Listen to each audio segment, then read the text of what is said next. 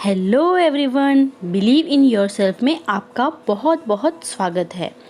आज का हमारा टॉपिक है सर्वनाम। इसके पहले की वीडियो में मैंने आपको संज्ञा के बारे में बताया था। संज्ञा किसी भी वस्तु, स्थान, प्राणी या भाव के नाम को संज्ञा कहते हैं। इन नामों की जगह जिन शब्दों को हम यूज़ करते हैं उसे कहते हैं सर्वनाम।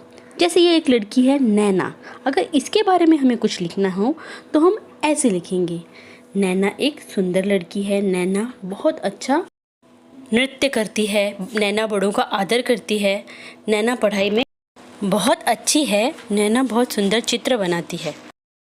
अब बार बार नैना कहने से ये थोड़ा नीरस लगता है, इसलिए हम नैना की जगह वह का प्रयोग करेंगे।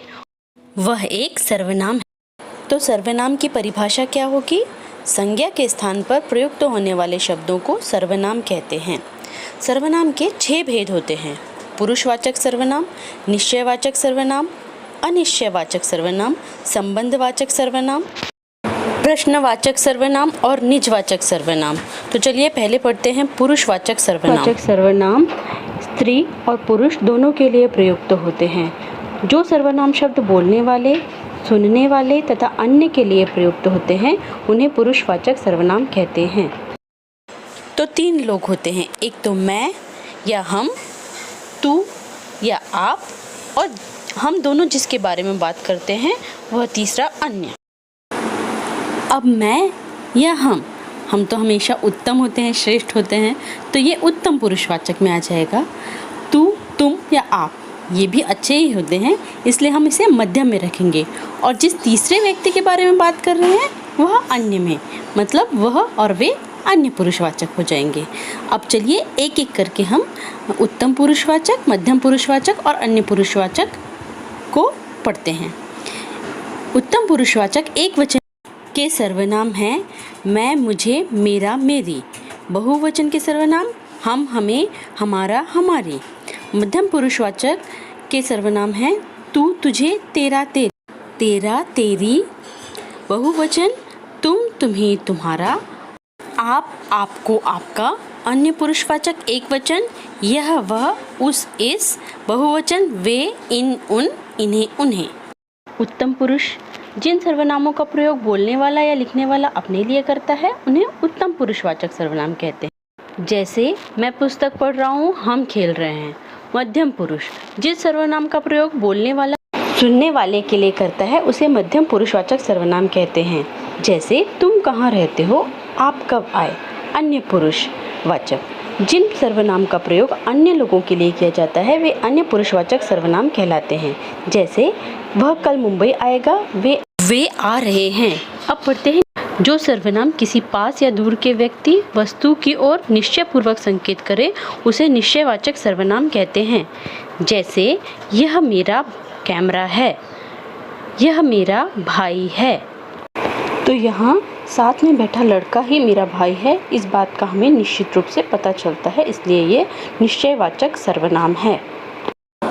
अनिश्चयवाचक सर्वनाम जिस सर्वनाम के द्वारा किसी निश्चित वस्तु या व्यक्ति का बोध न हो वह अनिश्चयवाचक सर्वनाम कहलाता है। जैसे दूध में कुछ पड़ा है।